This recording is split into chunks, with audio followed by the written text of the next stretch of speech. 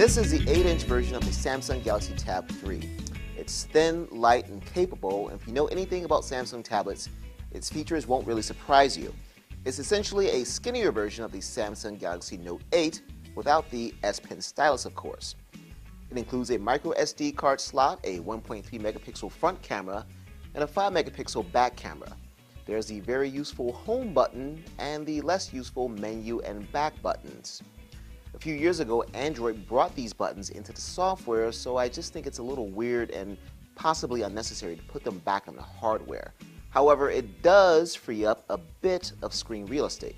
There's also an IR blaster on the tablet's edge that works in tandem with Samsung's Watch On TV Guide / remote control software.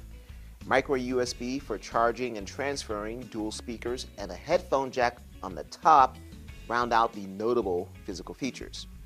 Multi-window, which allows you to run 2 concurrent apps, makes its way over from the Note line, and though it doesn't work as seamlessly with your finger as opposed to a stylus, it's still a welcome, useful feature for multitaskers.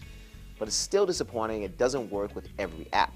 I really like how the Tab 3 fits in my hand.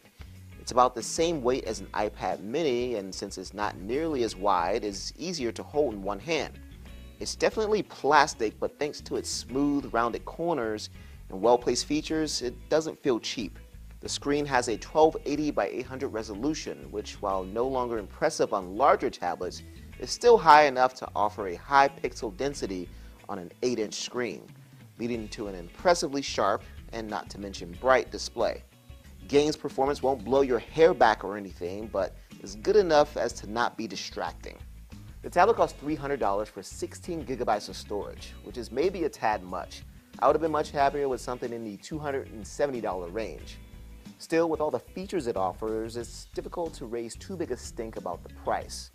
Having said that though, a lower price would have been much better. For more information, check out my full review at CNET.com. I'm Eric Franklin, and this has been a first look at the 8-inch Samsung Galaxy Tab 3.